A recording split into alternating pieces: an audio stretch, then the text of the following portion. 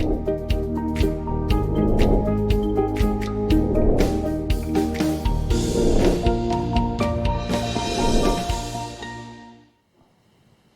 and welcome to this week's episode of Financial Planning Explained, and I'm your host, Mike Menninger, certified financial planner, founder and owner of Menninger and Associates Financial Planning.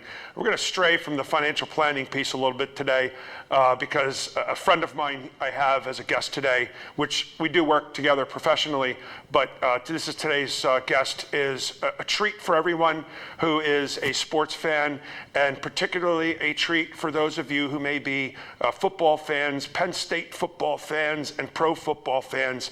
I have today with me Mike Guman. Mike, thank you very much for joining my show. It's a pleasure, Mike. I Thank you for appreciate having me. So I'm going to give you the real quick rundown on Mike. Mike went to Penn State. He was a star running back for Penn State, got drafted by the NFL, played for the Rams for 9 years as the lead blocker to Eric Dickerson, who is revered clearly as one of the best NFL running backs in the history of the game. So this is cool as hey. This is great to have you on the show, Mike. And, you know, we've known each other. We really little snippets here and there. So let's talk about football. How's that sound? I love talking about football, Mike. So let's go. Yeah, sounds good. So I'm going to take you all the way back. So when did you start playing the game? How old were you? Oh, boy. You know, back then, I'm 63 years old. So, I started playing organized football when I was in the 5th grade. Okay. I went to Catholic grade school, Catholic high school, and you could start playing CYO football in 5th grade. So I did that at Notre Dame. So they didn't have like this peewee football back then? No, they did. But, that was the school I went to, and it was a very popular thing. You played for your school. Right. There was weight limit teams that were in the Bethlehem area too, but I played for my school, and I started in 5th grade. So all the way through then, that's how I got going in this. So that's minus the pickup games in the backyard, of course. Or, with all your buddies and friends that you did for all those years too. So when you were playing in high school, were you on both sides, offense and defense? Yeah, again, being at a Catholic high school, we didn't have huge enrollment, Right. So we had a good amount of kids on the team. We were a very good team, very good school. But we had, you did play both ways. Yeah. You were on both sides of the ball. So I was a defensive back and I was a running back. Okay. So at what point in time, obviously you must have been pretty good. Okay. You got, call it drafted by Penn State. Well, you were recruited by Penn State, but were there other schools that were looking at you? Had to have been a lot of schools looking at you. Yeah. The way it sort of works is, they find you. Yeah, right. They know when the word gets out, even back then without social media and everything else that, is in today's world, we didn't have, but there was just such a network of alumni, of coaches, high school coaches, where, the word gets out on who are the better players in the area. Who should we be watching? Yeah, and your coaches also in high school, I would imagine if it's a good coach and sees good players, he's actually reaching out to the colleges on your behalf, isn't he? Yeah, they are. And those colleges reach out to them too because, they want to have communication with these schools and, keep their name in good standing, with the area and things like that. So, yeah, so it's probably at the end of my sophomore year, beginning of my junior year, that's when you really start getting recruited and getting letters and things like that. So letters would come every day, from schools throughout the country. Really? Okay, so how many schools back then? Yeah, well, back then, I think you were allowed to visit 6 schools. Oh, so, really? Yeah. There was the limit. There's a limit. You are not. That they can pay for you to visit the school. Oh, okay, I got you. You can take an official visit. Right. Okay. It was 6 schools. It might be the same now. It might be 5. I don't know. Right. They might have dropped it down. So. Well, who'd you look at? My visits were Notre Dame, Ohio State, Penn State, North Carolina State, Michigan, and Pitt. That's 7. No. One of them must have been an unofficial visit. No, was it? No, you know what? No, is that 7 schools? I don't know. I thought it counted 7. Doesn't matter. Whatever. But all D1. So most of them in the same general region other than NC State. Yeah. And Notre Dame. So who was the leader? Obviously you chose Penn State, but you probably narrowed it down to 2 or 3 at the end, didn't you? Probably my best visit was Michigan. It was the first visit I went on, and I went with. There were a number of high-profile high school players at the time out of my area. Matt Millen was one of them. Yeah, okay. And Salt and pepper. Matt and I, we went on a lot of recruiting trips together. Really? Oh, so he Yeah. was from the Bethlehem, Allentown area too? Matt Millen went to Whitehall High School, Okay. same school that Saquon Barkley Right. graduated from. Right. Okay. And, but you were the Catholic school version. Yeah. Would you have gone to Whitehall if you didn't go No, to? I would have gone to probably either Liberty High School or Freedom High School up in Okay. Bethlehem. I like that would those have been Liberty and Freedom. That's pretty cool. Yeah, that would have been where I would have went if I would have went to public school. So, who else went from your area to Penn State the year you went? Notable names. Yeah, I'm trying to think. Well, Matt Millen. Yeah, Matt Millen. There was another guy from his high school too, Gary Wagner, who was got a scholarship there. A kid, Brian Kistler from Parkland. So we had like four guys from the Lehigh Valley who all received scholarships to go to Penn State that year. So, what made you decide on Penn State? Close to home. Okay. Well, Really, I mean, it's growing closer. No, it's up, not. Oh, wait a minute. I went through 12 years of Catholic grade school and Catholic high school, and I grew up more of a Notre Dame fan than a Penn State fan. And my mom and dad were awesome. They just said, "Hey, you go where there's a best fit." But my uncles were a little tougher on me. Oh yeah. Why? Where'd they go? No, they were huge Notre Dame fans. And they said, "Well, okay, we'll."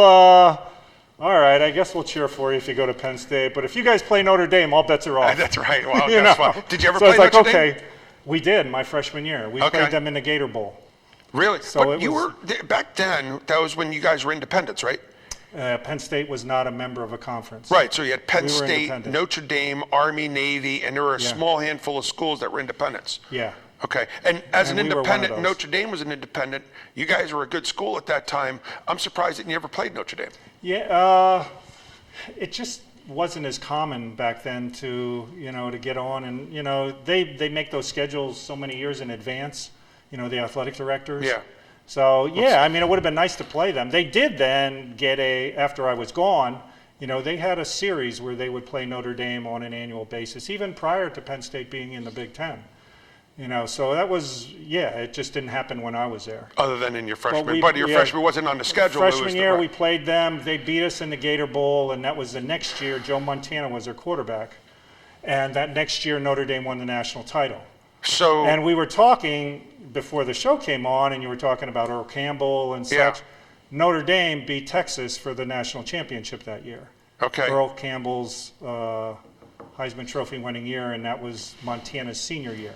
So they were very good. They had a very good team. Notre Dame, they had a lot of great players. They had Montana at quarterback. I don't know if you remember the Browners, Ross Browner, and he was a great player at Notre Dame, and he might have been an Outlet Trophy winner. So wait a minute, what year is this? You graduated in 80. That's 70. That's 76. Okay, that was your freshman year. 1976. That's my freshman year. Okay. So we played Pitt out at Pitt. That was Tony Dorsett's senior year. He won the Heisman Trophy. Yep. Pitt won the national championship in '76. I didn't realize they were that good, but now that you bring it up, well, who else went to Pitt? That's not Marino? Well, back then Johnny Majors was our coach. Okay. So Johnny Majors came in from Tennessee, and he there weren't as many restrictions on recruiting. And Majors came into Pitt, and he just recruited the heck out of the tri-state area. Got some great players, but brought in a lot of kids. That's what they did back in the day. Did Marino go to Pitt? Marino went to Pitt. Right, yeah. and he's from Pitt, and Jim Kelly. That was the class of '83. He's older. He's a little younger. Not much. He's They're a little class younger. of '83. They're 3 years younger than you. Yeah. Okay. Yeah, but they weren't there. I didn't play against those guys. Okay. I didn't play against Marino.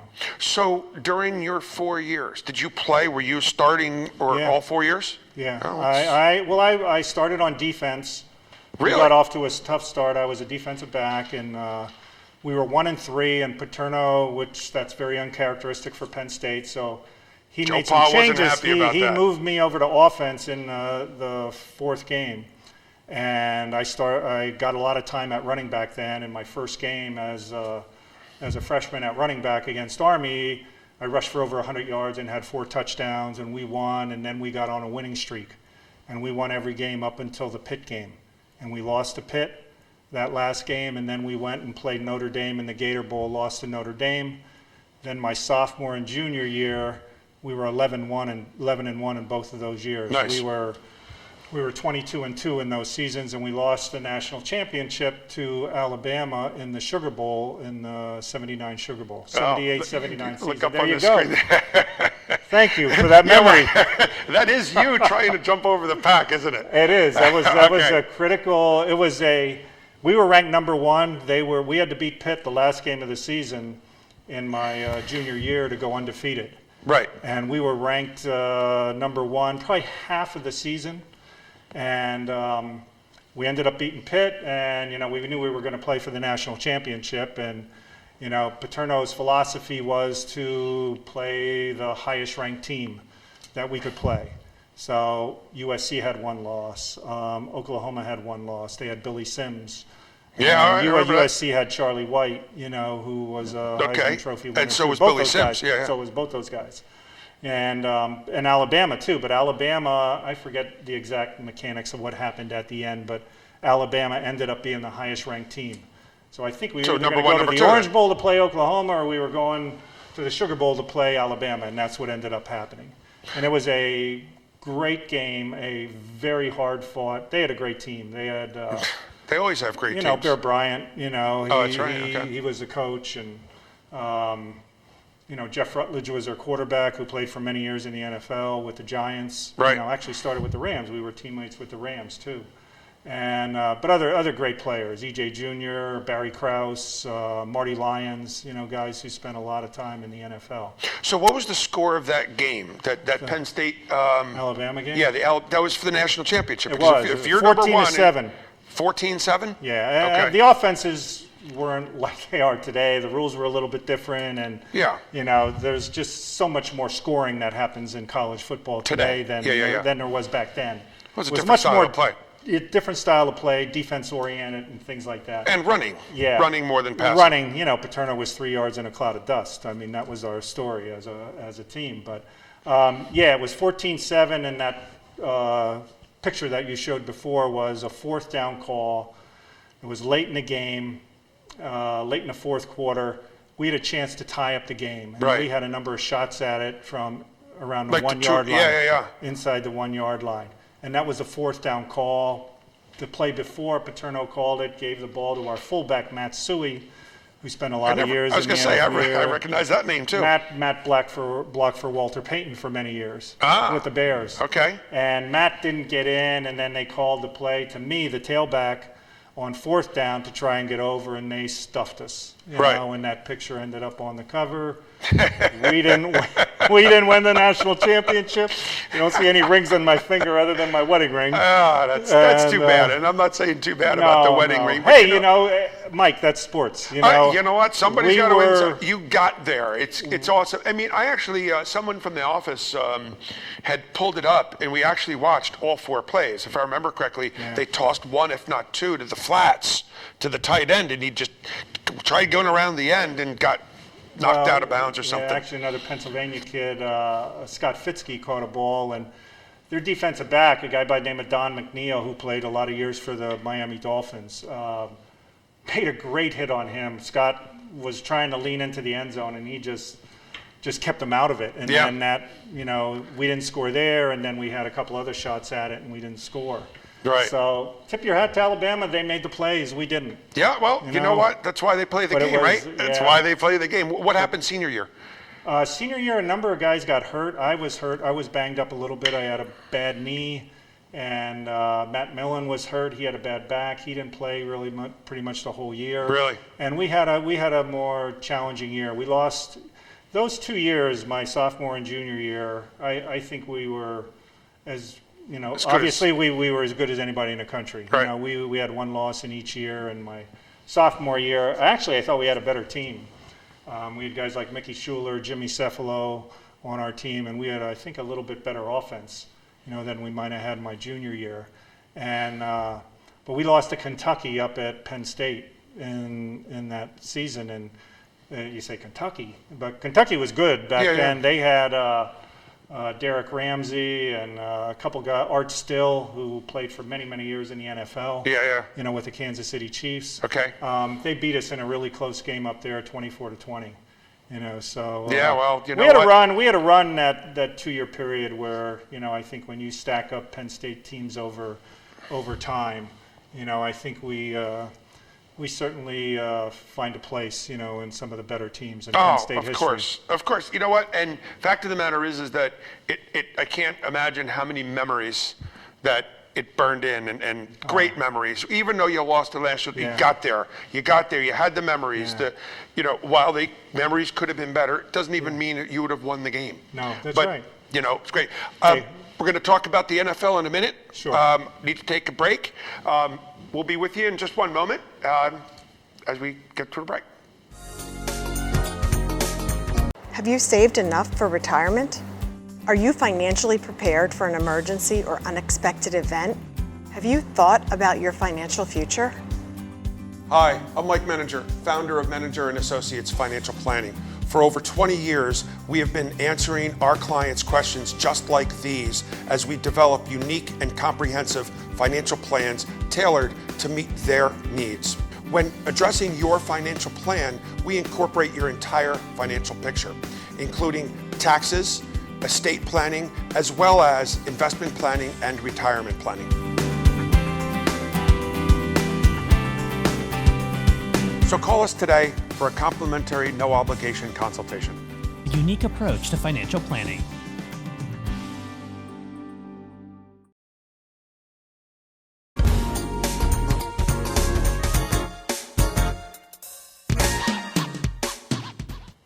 Welcome back to Financial Planning Explained with my guest, Mike Guman. For the first segment, we were talking mostly about Penn State. Well, now that we just graduated Penn State, you got drafted. So where did you get? You got drafted by the Rams. Where were you in the draft? I was drafted in the 6th round. 6th round. So okay, that's where Tom Brady was. Yeah, yes. They had all those draft projections and such, and they said I would probably go like in the 3rd round was a prediction. So okay. It was an interesting day, I can only imagine. Where were you? Yeah, I was up in my dorm room up at Penn State. Oh, really? Okay. With my girlfriend. Actually, we were engaged then, my fiance, and we were just hanging out. And you see these rounds go by. You see some of our players teammates getting drafted. Bruce Clark was, salt and pepper. Okay. Matt Millen and right. and Bruce Clark. Bruce went in the 1st round, and Matt went in the 2nd round. Matt was the Raiders, right? Matt was the Raiders. And Bruce Clark went where? He went to the Green Bay Packers, but he never played for them. He went to Canada. Oh, and interesting. So, rounds were going by, and I thought, the 3rd round, and, my name didn't get called, and I was starting to get a little depressed, so I was like, you know what, whatever. I was thinking of what I was going to do since I wasn't going to play football, another round went by.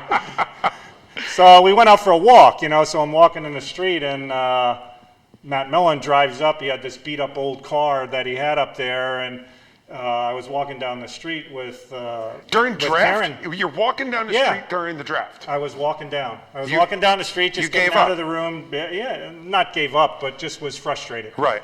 Just was frustrated. So he rolled down his window and he goes, "Hey, jump in!" He says, "Rams just took you in the 6th round." So that's how I found out. Matt Millen told me.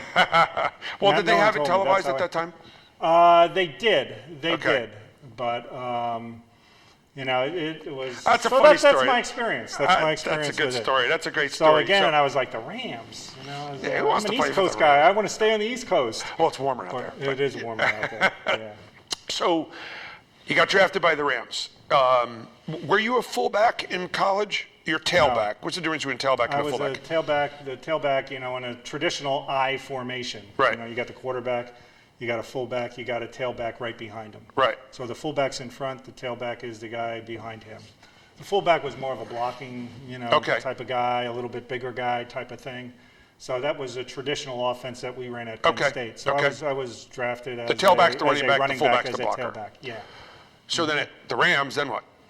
Yeah, so you got to go out, you got to make the team.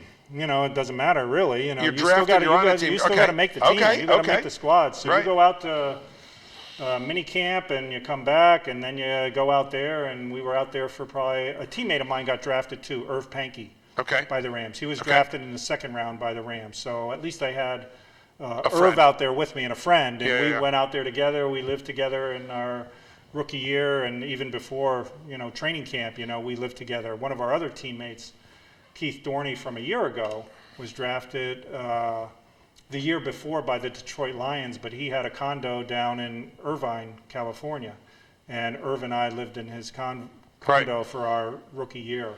So you got to make the team. So we both are on a team. We both make the team, and it's a lot of fun. Now the Rams were coming off of a Super Bowl the year before. Did they won?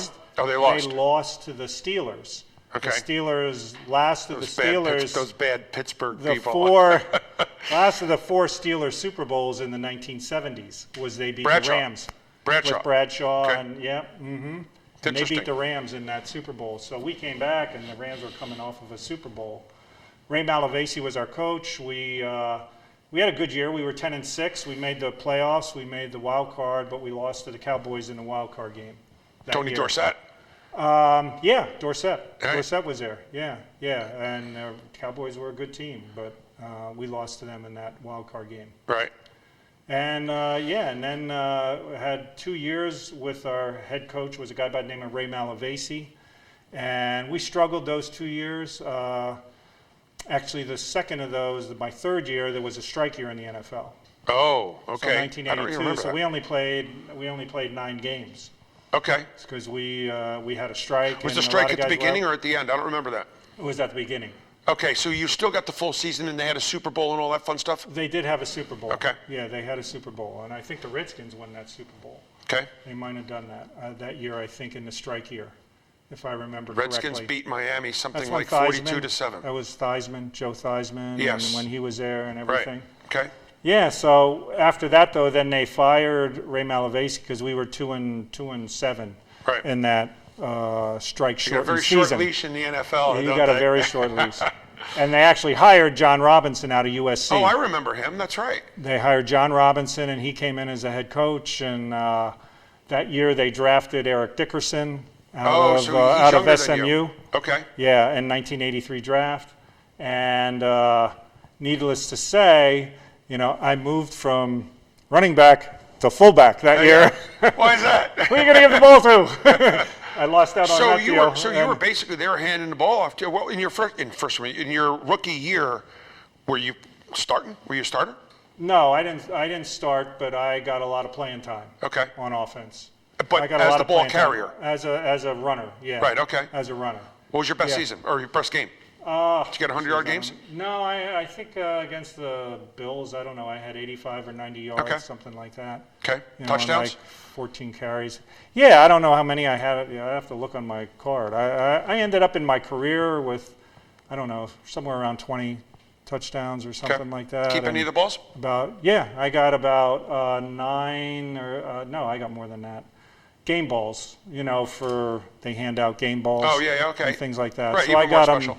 I got them in my home. Yeah. As a Well, like Emmitt memento. Smith used to get every single ball when he scored a touchdown. Sure. And he had over 100 balls. He needs a room just for his footballs. Oh yeah. No, I didn't. You didn't keep them on touchdowns. Yeah. First one I kept. Yeah, when yeah. I scored my first touchdown in the NFL, I Sure. kept that ball. That's cool. And I I mean, have that that. is so cool. How many people get that opportunity? I Yeah. mean, it's fabulous. It's absolutely fabulous. So you're now demoted by Eric Dickerson. But actually, it was joking when I say that. It obviously. actually allowed me to probably get more time and more plays. Right. And actually back then, so I got moved to a fullback, or actually they called it an H-back. Back then, if you remember, a lot of teams were running one-back offenses. Okay. So you just have one back, and you were sort of in between a fullback and a tight end. Okay. So you'd line up on the wing, you could line up in the backfield, you'd go in motion, you'd get passes, you'd block, you'd maybe carry the ball periodically, not a lot, but it was a different role. And I played that position. So yeah, it was, Washington did it a lot with the Gibbs offense. Okay. And, we ran that a lot too. So it was So great. what were It was you- a great experience. It was great. I mean, we had a great run. I mean, Eric Dickerson made it to the Hall of Fame. Did you go to a ceremony? That year, I'm trying to think. He did make the Hall of Fame. He did, of course. He's in the Hall of Fame. He broke 2000. He was the first person after OJ, wasn't he? Yes, and actually that record still stands. Is it Dickerson's record? Yes. Okay. So he still, think of that, back in, that was in, what was that, 1984. It wasn't his rookie year. His rookie year, he rushed for 1,800 yards. Next year, he broke the record, and that record still stands. Yep. Today. Yeah, okay. So actually, if you remember a number of years ago, Adrian Peterson came close. He went over 2,000 yards, and he needed something like 200 or something in the last game. 2108, and he needed. Oh, it's 2108. Yeah, and okay. he needed so many yards to get it, and he didn't get it. Yeah. And I had Eric's number in my phone, and I texted him, and I was like, "Hey, you still got the record, pal?" And he texted me back. It was pretty cool, and he said, "No," he says, "We still got the record." Right. So yeah, so that nice. Still stands today. Yes, well, that's cool. So it's good that you just said something. 28 years ago, yeah. You're still friends with him. Yeah. You have to be. Yeah, those guys, a lot of those guys are. I don't stay in as close contact with some of my teammates at the Rams, but at Penn State, we do a reunion every year. Okay. So early in one of the September games, Chuck Fusina, who was our quarterback, he organizes it, and we probably get about 20 to 25 guys that come back, and it's fun to see everybody. From just your year, or during like from that era? Yeah, okay. From the era, the guys who were sophomores or juniors when you were seniors, they come back. So tell me, guys ahead of you. Some of your best experiences, because we're, believe it or not, running out of time already. I just want to hear some of your best experiences that you've had. In college, the big games are the ones that every game's important, but the Pitt games were great. Yeah. They were very memorable. Whether it be my sophomore year where it was a tough game out there. We always played over Thanksgiving. I returned a punt for a touchdown. It was a reverse on a punt. Jimmy Cephalo caught it, handed off to me. I scored that touchdown, and we won in a very close game. Good. Next year against them, I scored the winning touchdown to make us go 11-0 against Pitt, last game of the season, to go to the Sugar Bowl and things like that. With Alabama, right? Well, that's cool. And in the NFL, all the playoff games are great games. We played in '85. We got to the NFC Championship game against the Bears. My buddy Suey was playing for them, and that's the year they were 17-1. And we lost to them in the NFC Championship game. But to be there and to be in that game, all those, when you're playing for something meaningful, ever make it to a Super Bowl? More. No, that was the closest we got. We got to the NFC Championship game. That's good. Well, so one thing I want to add is that your son also went to Penn State, Andrew, right? 4 out of our 5 children went to Penn State, but he went to Penn State on a football scholarship. Yep. Out of high school, he was a number 18. safety. He was an academic All-American up there. I read about that. Had a nice career. It was a little different. Joe was a little more at the end of his, tenure as a coach, type of thing. And when he's in his 50s and when he's in his, late 70s, he's a different person a little bit. Very different. Very different. But he had a great time up there. Made some great relationships, great friends. Got a great education. Has done very, very well for himself. Did he go into the pros after that or no? He was not drafted. He went to training camp with the Detroit Lions and didn't make the team. And then he was fine. He was happy with moving on. I was like, "Are you sure?" I said, "The phone's going to stop ringing. Give it another try. Give it another try." And he gave me that, "Dad, with all due respect, leave me alone. Right. I don't want to pay anymore." Right. And I was there, okay, fine, as long as you're good with that. And it was the right decision for him. Yeah, well, that's good. Right decision. I read about it, and he was one of 34 academic All-Americans, football players at Penn State, and 31 of them were under Joe Pa. Yeah. So, anyway.